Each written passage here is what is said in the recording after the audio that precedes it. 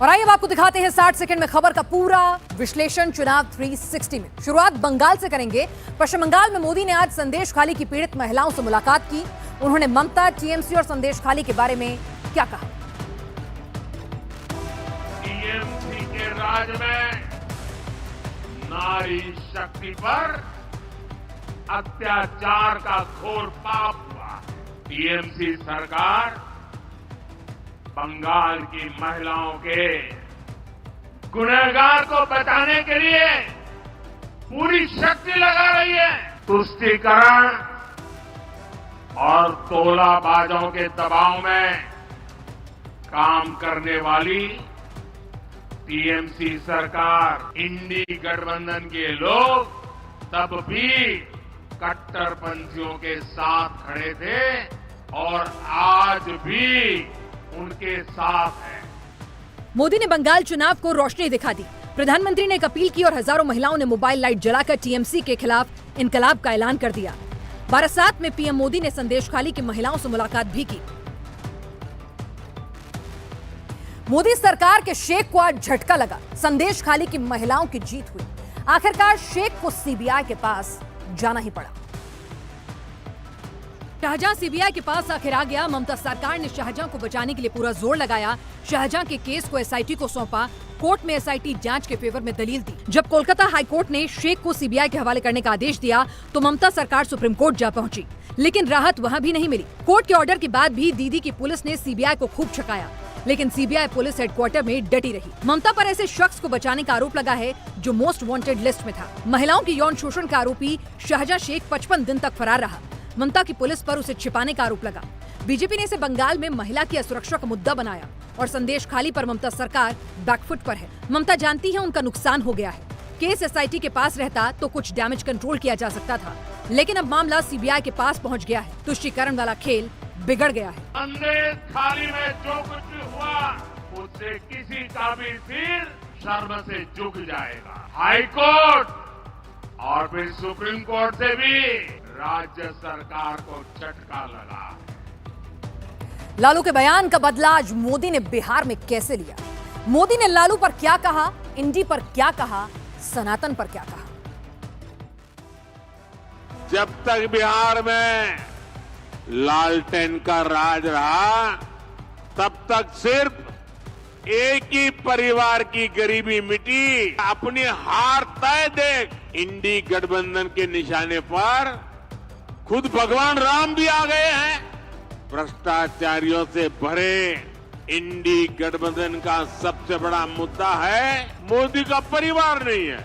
बिहार की पॉलिटिक्स अब इमोशन पर आ गई है। 5 दिन में मोदी का ये दूसरा बिहार दौरा है। मोदी का फोकस बिहार के 3 इलाकों पर है: मगध, मिथिलांचल, उत्तर बिहार। मगध भोजपुर में लोकसभा की 12, मिथिलांचल में 9, उत्तर बिहार में 12 सीटें हैं। मोदी 3 रीजन की 33 सीटों पर 100% स्ट्राइक रेट चाहते हैं। बिहार में अब सीट शेयरिंग का फॉर्मूला फाइनल होगा। नीतीश कुमार विदेश दौरे पर जा रहे हैं। 19 के चुनाव में बीजेपी 17 सीटों पर लड़ी थी, जेडीयू 17 में और एलजेपी 6 सीटों में उतरी थी। इस बार बीजेपी और जेडीयू के बीच में 17-16 वाला फॉर्मूला फाइनल होगा। महाराष्ट्र में क्या बीजेपी को 45 सीटें आ रही? अमित शाह ने तो दावा किया है जनता के बीच से 48 में से 45 सीट बीजेपी के पास। मोदी जी को 300 पार कराएंगे, महाराष्ट्र में 45 पार कराएंगे, देश में 400 पार कराएंगे। महाराष्ट्र में बीजेपी का फॉर्मूला 45 क्या है, इसे आप अमित शाह के दौरे से समझिए। गृह मंत्री अमित शाह अकोला, जलगांव और छत्रपति संभाजी नगर गए। मुंबई में भी अमित शाह ने एक प्रोग्राम में हिस्सा लिया। अकोला और जलगांव बीजेपी के पास हैं, लेकिन संभाजी नगर की सीट इम्तियाज जलील के पास है। मुंबई रीजन में भी बीजेपी के पास 3 लोकसभा सीट है। मतलब ये कि जहां जीत की श्योरिटी है वहां भी मेहनत और जहां कमजोर हैं वहां ज्यादा मेहनत। इंडिया अलायंस 2 महीने से सीटों पर मंथन कर रहा है। महायुति में अमित शाह ने ये काम आधे घंटे में निपटा दिया।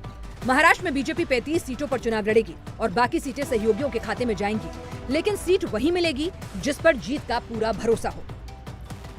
24 के चुनाव से प्रियंका गांधी अपना पॉलिटिकल डेब्यू करेंगी। प्रियंका के लिए कांग्रेस ने कौन सी सेफ सीट ढूंढी है? प्रियंका के जीतने के कितने चांसेस हैं? 2004 में सोनिया गांधी ने रायबरेली से अपना पहला चुनाव लड़ा था। 20 साल बाद 2024 में प्रियंका गांधी भी रायबरेली से चुनावी सफर शुरू करेंगी। रायबरेली गांधी परिवार की विरासत मानी जाती है। यहाँ से चुनाव लड़ने का एक खास मैसेज होता है जो प्रियंका गांधी वाड्रा के नाम से इस बार दिया गया। रायबरेली सीट 66 साल से कांग्रेस के पास रही। 56 साल से रायबरेली में नेहरू गांधी परिवार के सदस्य ही सांसद है। 2014 और 2019 में मोदी लहर के बावजूद बीजेपी यहाँ कमल नहीं खिला पाई। सोनिया गांधी ने रायबरेली सीट छोड़ दी है। प्रियंका जी और सकती और आगे है, लेकिन गांधी परिवार चुनाव लड़ेगा ये नहीं लड़ेगा, लड़ेगा तो कहां से लड़ेगा, ये निर्णय का अधिकार सिर्फ गांधी परिवार के सदस्यों का है। 2004 में कांग्रेस को संभालने के लिए सोनिया रायबरेली आई थी। एक बार फिर कांग्रेस की हालत खराब है और प्रियंका रायबरेली से उतरेंगी। रायबरेली में सीधे सीधे मुकाबला बीजेपी और कांग्रेस के बीच होगा। बीजेपी ने रायबरेली से अपना उम्मीदवार अभी घोषित नहीं किया है। यूपी में जौनपुर के बाहुबली को न टिकट मिला न चुनाव लड़ पाएगा। अब बाहुबली जेल में रहेगा।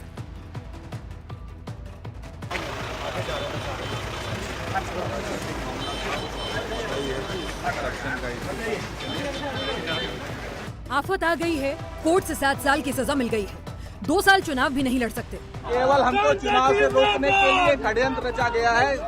धनंजय सिंह चुनाव की तैयारी कर रहे थे और पुलिस उनको गिरफ्तार करने की। यूपी में एक और बाहुबली सलाखों के पीछे पहुंच गया। धनंजय सिंह को जेल जाना पड़ा। धनंजय सिंह पर एक्शन एमपी एमएलए कोर्ट के आदेश के बाद हुआ। धनंजय सिंह पर 2020 के नमामि गंगे प्रोजेक्ट के इंजीनियर से रंगदारी मांगने और किडनैपिंग का आरोप लगा है। प्रोजेक्ट मैनेजर अभिनव सिंघल ने खुद लाइन बाजार थाने में एफआईआर दर्ज करवाई थी। धनंजय सिंह जौनपुर से निर्दलीय लोकसभा चुनाव लड़ रहे थे। यूपी में माफिया भी बड़ा चुनावी मुद्दा है। योगी राज में इससे पहले माफिया मुख्तार अंसारी और उसके भाई अफजल अंसारी के खिलाफ एक्शन हो चुका है। मुख्तार अंसारी जेल में बंद हैं और उम्र कैद की सजा मिली है, लेकिन उसका भाई अफजल समाजवादी पार्टी से टिकट पा चुका है। अफजल अंसारी गाजीपुर से चुनाव लड़ेगा।